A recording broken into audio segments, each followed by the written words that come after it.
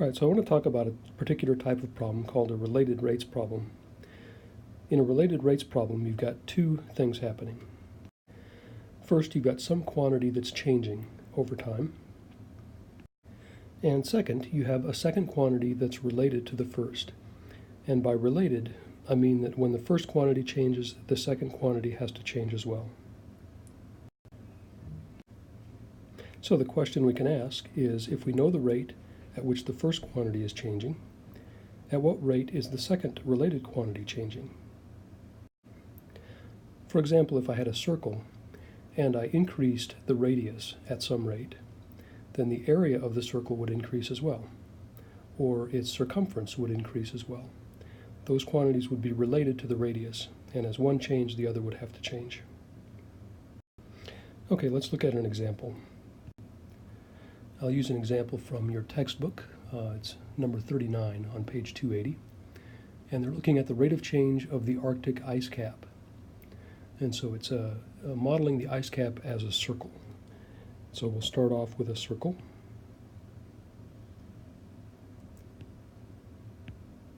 And it's got some radius we'll call r.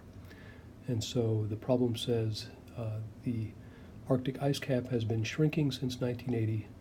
The ice cap always shrinks in summer and grows in winter, but the average minimum size can be approximated by a equals pi r squared.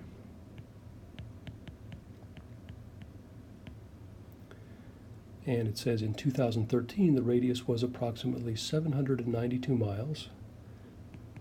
So in 2013 r was 792. And it was shrinking at a rate of approximately 4.7 miles per year.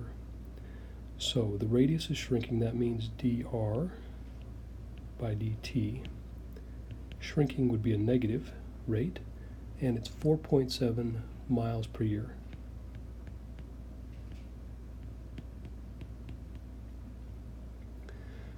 Okay, the question is, how fast was the area changing at that time?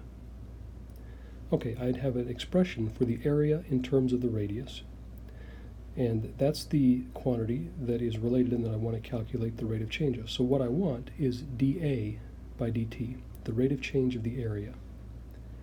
So the way I can get that is I can take my expression for the area and I'll differentiate both sides of this equation. And remember that area and radius are both functions of time. They change over time. So when I differentiate implicitly, I need to include the chain rule pieces. So on the left-hand side, I'll have dA by dt, the derivative of a with respect to time. And then when I differentiate the right-hand side with respect to time, pi is a constant, and then r is a function of time. So I have r squared, the derivative of that will be 2 times r to the first power, times, by the chain rule, the derivative of r with respect to t. Okay, so now I have an expression for the rate of change of a with respect to t. Now, I know that dr dt is given. That's a constant quantity, negative 4.7 miles per year. And the point at which I'm interested in is the point where the radius is 792 miles. I should put my units on the radius so I have everything consistent. So now I can just work this out. So this would be pi times 2 times 792 miles times negative 4.7 miles per year. And if I work that out on my calculator, using the decimal approximation for pi, I end up with a negative 23,388.5. So let me round that to 389. And the units would be miles squared per year.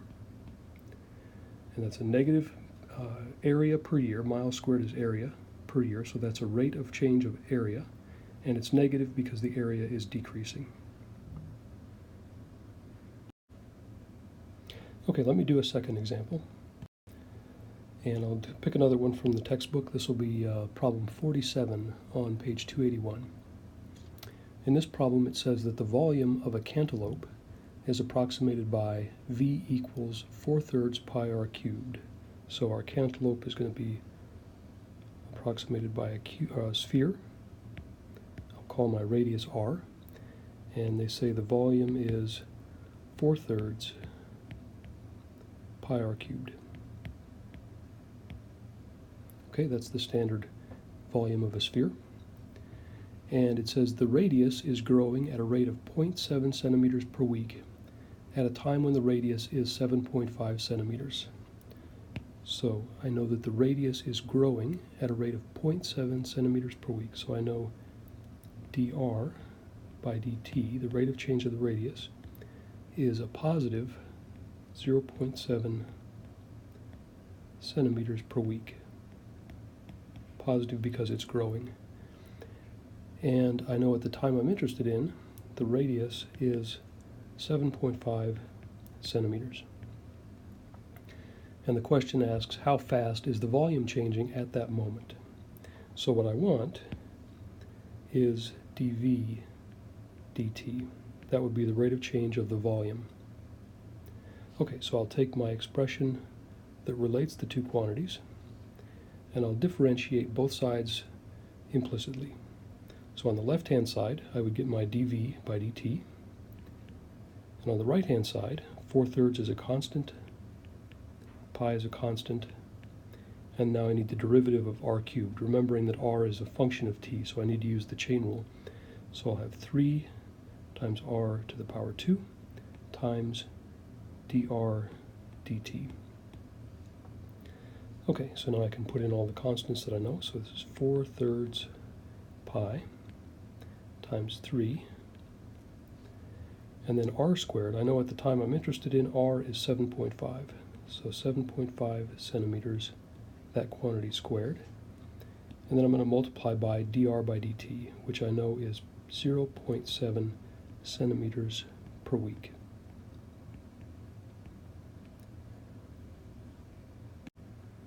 All right, I can work that out on the calculator, or I might notice that I've got a 3 in the denominator and a 3 being multiplied by that. So I could cancel these 3's and then go ahead and calculate the quantity. But if I put that into the calculator, I end up with 494.8. And the units would be centimeters squared from that 7.5 times centimeters per week, so centimeters cubed per week. And that's reasonable units because it's a volume and it's a rate of increase of a volume. So centimeters cubed is volume, per week gives the rate of increase.